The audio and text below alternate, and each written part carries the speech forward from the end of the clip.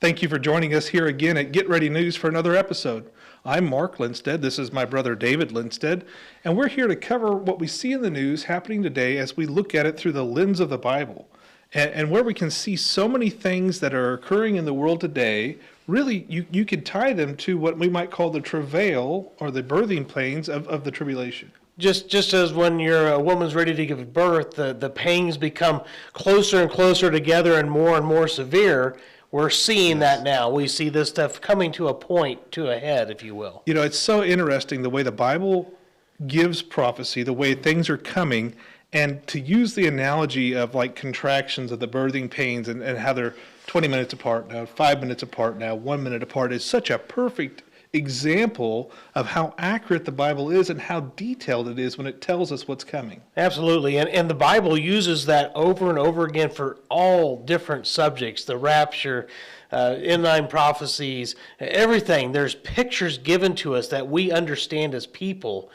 Yes. So that God can explain something complex to us. Yes. Well, this week we're going to talk about probably one really specific subject. We're going to talk a little bit about AI and where we might see that as we look through the prophecies of the coming end times. Yeah, AI is becoming very, very prevalent in everything. I can remember it was only a few years ago that I just found out there was some girl named Siri on my phone, and I was able to ask her to do some stuff, and it was very clunky. You know, I would have to say this person's name to this, and then it had to respond to me every time in between each statement.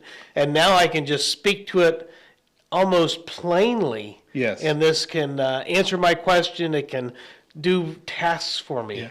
Well, it's interesting. We read, I think it's in is it Daniel, where it talks about people will travel to and fro and knowledge will increase. And so you look, 10 years ago, AI was a joke. Yeah.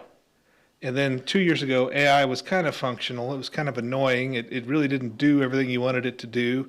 And that now it's pretty good. In fact, but there was a man who needed help the other day. Yeah. It didn't work for him. He was being mugged. I think he was a postal worker. Yeah. Anyway, as they were chasing him, he's yelling for his phone to call 911, and of course it didn't get it done. And the commentators were saying you would think with all the technology we have, they would see the increased heart rate and hear those words that Siri would have called, but it did not happen. Well, I differ from a lot of people when it comes to AI.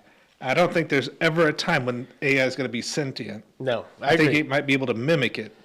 And I think it's only ever going to be as smart as the smartest people on earth, because you can't create something smarter than you. Right. You can give it all sorts of knowledge, but you can't give it wisdom. You can give it all the encyclopedias of the world, but that doesn't mean that it's going to have the ability to use those to come up with a new idea. And see, I will tell you this, now I may be reaching here, but I think that sometimes some of the scientists want to say that they're going to be able to create a sentient being because they want to say that their creator is not the number one. Now we're number one, and we're better than the creator. Now we've taken over the part of God, and Yes. we have a creation that we have to maintain and whatnot. But coming from a programming background, I just can't see how you could do it. No. We were talking the other day, in fact, and talking about randomness. Yes. In order for me to program randomness into my program, I have to program non-random things to make it look random. Yeah. And I know that's a confusing thing to say, but it's kind of funny. I say that on Star Trek, that's what they did on the eye blinks on one of the robots, and Yes. Data was able to see that it wasn't random, even though it looked completely random. Yeah, yeah. So we're going to talk this subject today about AI, and really we see this image here, and you know, in a picture it does look pretty lifelike. Yes. In person, I'm not so sure that I believe the skin really looks like good skin. You can tell still, but the way knowledge is doubling. I mean, we went from doubling knowledge every 25 years to doubling knowledge every 13 months to probably every 6 months now. Yeah, it's skyrocketed a lot. It's like you said back in Daniel, they predicted we were going to grow and grow and grow in knowledge, but what is that knowledge really? Yeah. Yeah, definitely. Definitely. So what is the importance of putting a human face on a robot? That's a good question. I put this up here. I've talked to a lot of people, and they kind of get creeped out with dolls, Yeah. and stuff like that. One of them was my daughter. She has a problem with that, and I said, sweetie, this doesn't have. Are you scared of this? No, I'm not scared of that. But if I mold this in the face of in the shape of a face, Yeah. all of a sudden she sees it differently, Yes. and she can't separate that in her mind. It's kind of taken over. Yeah, that's not going to be possessed. Neither is the plastic doll. Exactly. In fact, I put this picture up there. There's an island outside of Mexico called Doll Island. And it's supposed to be a place where children died, and there's some other things that happen on this island, and people bring these dolls, and they claim it's haunted. Now that's another subject that we'd like to get into one of these times, is talking about hauntings and ghosts and stuff. Sure, and UFOs. And UFOs, absolutely. But this is just a picture just to show people really place a lot of value when something looks humanoid. Yes. It changes how they perceived it and how they take that information. Well, I remember a movie years ago. It starred, I think, Robin Williams. It's called Bicentennial Man. I remember that. Where he was a butler or something? Yeah, he started out as a butler-style robot, and over the 100 years or 200 years, I can't remember how long it was, he slowly upgraded his system on his own to be sentient and to be free and to look like a human being. And in the end, this robot that would never die fought for the ability to marry somebody. And then after that, he wanted them to put stuff in his system that would kill him. He wanted to experience the whole human experience, death and everything. Wow. It's amazing what people can do by assigning people-like qualities to things that aren't people. Yeah. One of them would be like this machine. You see this robot that looks a human, and you want to automatically assume that they're human. Yeah. One of those other things would be like in Disney. Disney has made everybody think animals think and act like humans, that they have the same sadness and happiness. And I have what I call a faux farm. Yeah. And those animals are looking for one thing, the feed pail. And whoever's carrying the feed pail is the one that gets the most attention. Well, I was just listening to a minister the other day, and he said something about this same thing. And he goes, we've got to the point where we take the animals everywhere with us. We take them on airplanes. We take them here and there. We do whatever we want. He said he even saw a pony on a plane one time as a support animal. And he said, I have to tell you that I love animals, and I do. I love I have a dog. I have an aquarium. I enjoy tending to those things. I enjoy their little spirit, but they don't have a soul. And he says, I can tell you right now that your dog's not sitting at home going, I'm just not happy with what the world has to offer me. I've barked at cars and I've chased cats. He says, what else is there for me to do? I'm just not happy with my situation. Yeah, we've assigned things that we see in an animal and something else, and we put a human emotion on it. Yes. And all of a sudden, that thing has that emotion. Yes. But it doesn't have that type of emotion. Well, it's not there. It was funny that he assigned that kind of a thing to a dog, and he says, now, don't get me wrong, I like my cat, but I think cats think murderous thoughts about us. So it was just interesting to see the differences there. But yeah, you're right. And we see it now. It's people worshiping the creation more than the creator. In fact, going to the next subject here, our AI that we use today doesn't look like human. No. Right now, it's in everything. Everything I've got has an AI to it. In fact, well, this one doesn't. This is old Seiko. This computer. Yeah. But I noticed my Surface tablet, it's a Microsoft, downloaded this new AI bot. And you can't get rid of it. I can't get rid of it. It's in the bottom right-hand corner, and it gets into everything. I tell it to stop and to turn off, but it never really goes away. And you mean it's like a virus? Oh, yeah. Their own virus. It's a sickness. It's a sickness. But it is. It really is in every single item we have today. It's in our cars. It's in our watches, all the way down to our computers, and even the gadgets and gizmos you give your kids to play with.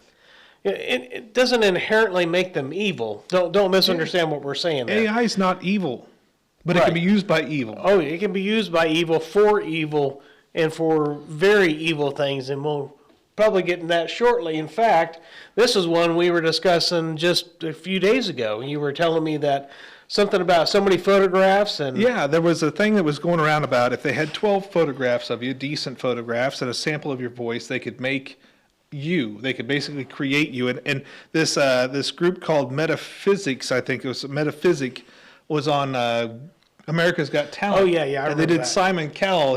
And he freaked out because he saw this image of him singing. Yep. And Putin, they showed Putin, and he was very angry. He said, only me, only I can have this face and this voice. It's crossing borders and hidden lines that should not be crossed. In fact, this article says just by taking your voice, it can guess what you look like. And the picture on the right or your left would be what the lady looks like, and the one on the right is what the AI guesses from just hearing her voice. Wow, that's amazing. You know where I think this specific type of AI is going to be used in the rapture. Let's just say it's a small portion of the population that's still saved. Let's say it's 1%. Yep.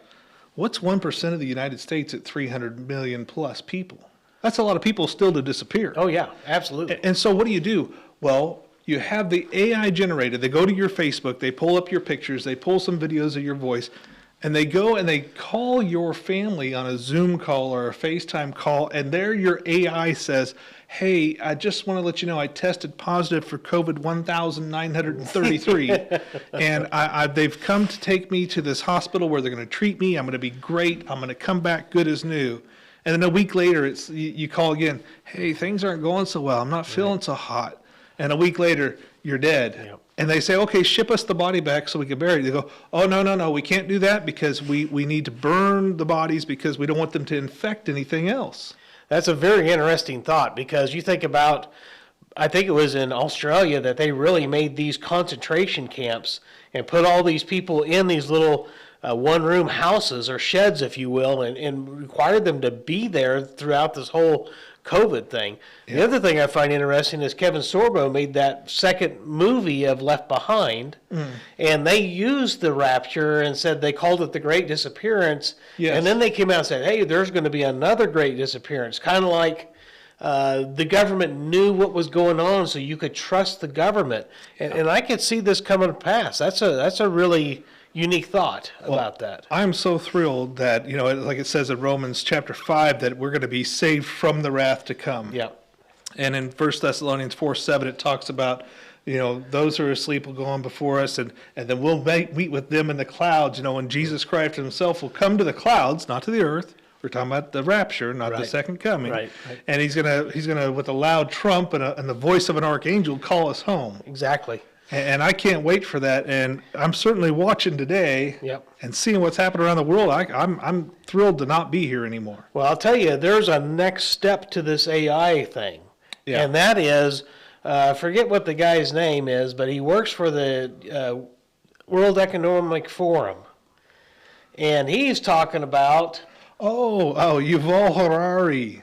Yes, there you go. He was talking about the AI could write a new Bible. Yeah. And, of course, if you go on the internet and say, did WEF, World Economic Forum, did they claim they're going to rewrite and correct the Bible? And they say, oh, no, this is false. Well, he didn't say exactly what they wrote in this sentence, therefore that sentence is false. Oh, you mean like the fact checkers that were paid by the government to fact check things that weren't really to be fact checked? You got that right. But fortunately, we have a bunch of clips of this guy saying all these things together. So if you got a minute, we'll go ahead and play that. And you're gonna love this. This is fantastic.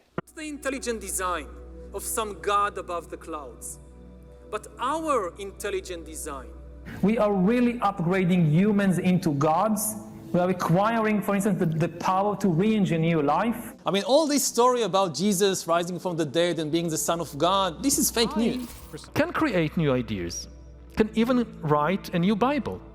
Throughout history, religions dreamt about having a book written by a superhuman intelligence, by a non-human entity. Every religion claims our book, all the other books of the other religions, humans wrote them. But our book, no. It came from some superhuman intelligence.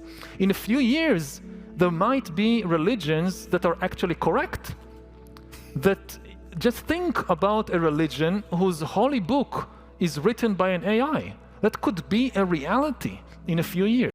So it's not that we're going to write a correct Bible. We're going to write a new Bible that has correct religion. Correct religion. Well, he talks about we dream of having a book written by a non-human, a superhuman. I do have a book written by a non-human. Amen on that. Every word of this is breathed by the Holy Spirit. By the word, this is all the Word of God through His workers. Absolutely. And so this guy was one of Obama's favorite people. Oh yeah, yeah. And I remember, it might have been just last year or maybe the year before, he was peddling AI as a way to tell you how queer you were. Oh, wow. Yeah, that's right. I remember that now. He said, we want to test children so we know how queer they are on the scale. Because, autism used to be a scale this big. Yeah. Now autism is a scale that you can't touch. Right. And so now he wants to do this with queerness. He wants to make everybody's queer just to a certain extent. And he says, you may not want to do it, but what will happen is we'll have the AI machine at little Johnny's party, and little Johnny's friends will say, oh, come do this with us. Test how queer you are. Right. And can you imagine taking some computer that doesn't know you? It's not God. It's only programmed by man, and it tells you what you are? Isn't that crazy? The thought that a little boy who were to pick up a doll once and play with this doll, of course, you don't know what's going on inside of his head. Sure. I can remember when I was a kid and I played with dolls, and I played with them a little differently than the way girls played with the doll.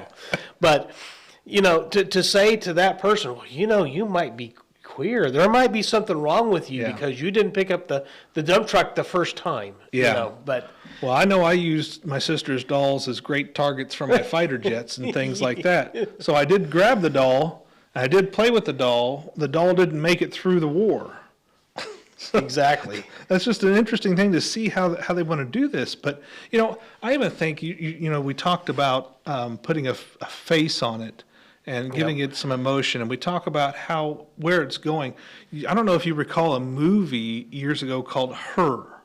And it was a movie about a guy who is working in AI, working on this type of things, and he's not been able to find a spouse or a significant other. And he begins to converse with the AI, and they have conversations.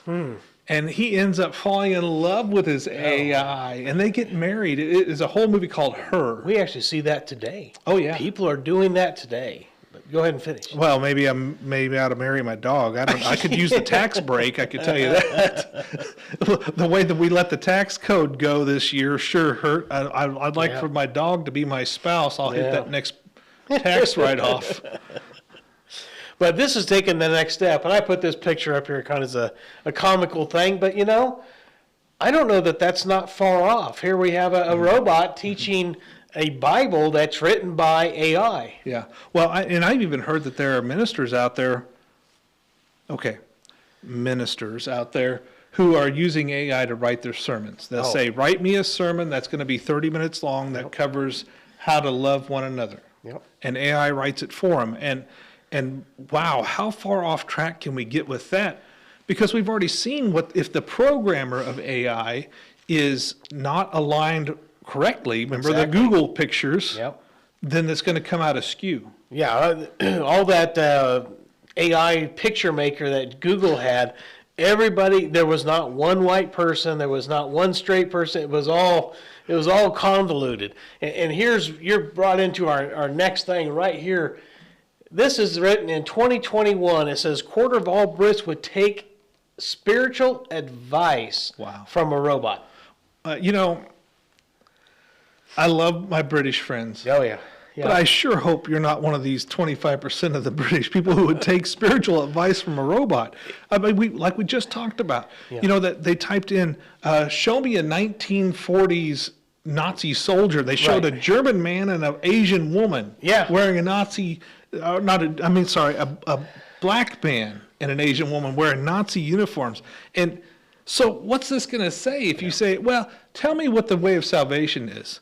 And they're going to say, oh, well, you got to work real hard all your life to do good things, and you got to worship Mr. Boozy Boo or whoever they tell you to worship. It all depends on who programs it. I'm going to tell you, it cannot be done. We cannot write a sentient program. I have worked for years and years trying to develop a program that would cover all the little nuances that could come up in building automation and heating and air. There are so many times. You don't realize how hard it is to balance when it's not hot or cold. Yeah. If it's super hot, no problem. Super cold, no problem. The problem is when it gets to 90 one day and that night it goes down to 50. Yeah. Now you got to switch back and forth. I give anything to make something that can actually do that, but I can't. It will only know what I know. We're so narcissistic, we think we can control the climate with tax dollars. Oh, yeah. So, you know, we're definitely going to make a sentient machine, whatever that means. That's just ridiculous in my opinion. But I look at this and I think we talk about who controls it's what's going to happen. Well, you remember there was a man who was fired and he made AI have an audio of his principal and a racist rant that never happened. Never happened. He made it all up. He used an AI to mimic this principal's voice and inflections. Sounds just like him. Wow. And it was just luck that they figured this out. Yeah. It wasn't just like, you know, the principal, how could you disprove this? You know, how could you get in there and say this isn't me? Well, I think about this with the upcoming election. Yeah. You know, you're going to make people say things that they never said before. And you know, I don't like the way that the U.S. Department of Justice is working anyway right now because it's not prosecuting guilty people and it's prosecuting not guilty people constantly. Yeah. And now what are they going to do? They're going to have a fake version of somebody say something. They're going to haul them into court and throw them in prison. And don't think I'm overreacting. This is already happening in places like Canada and places like England. Yep. In fact, I think I read that it was 3,300 people in the last 2 years in England have either been put on probation, jailed, or charged with a hate crime or inciting something wrong by a post on Facebook. Exactly. That just really bowls me over. You know, I can't understand that I would post a photo of something that I don't find offensive, but somebody else might find offensive, or they may just say they're offended, and I'm doing jail time because I put something on there. Yeah. And I think that's a way to keep the people down. Oh, yeah. You know, you're afraid to say anything because the next thing you know, you're going to be hauled into court or even go to jail. Well, this last bill, they tried to call it something against anti-Semitism, but what it really did was try to limit our freedom of speech. Oh, absolutely. And then that's really been dusted over. I don't know how many times. We're all worried about, you know, being anti-Semite and doing all this stuff, but it's... Well, I saw my favorite TikToks lately have been people going, I'm just practicing for when I'm a criminal for my mugshot. And they do this, and they turn sideways, and they open the Bible and say, here's what it says, and they get thrown in jail. So I understand what they mean by that. But now we're looking at, you know, if a person will take advice from a robot priest, what's the next step in them worshiping a robot? Well, it says in the end times there's going to be an image that's worshipped. Yep, it says that the second beast is going to come up out of the water. It's going to come out and it's going to make an image of the beast. Mm-hmm. And this is kind of just paraphrasing it, but he's going to have the power to give it life. Yeah.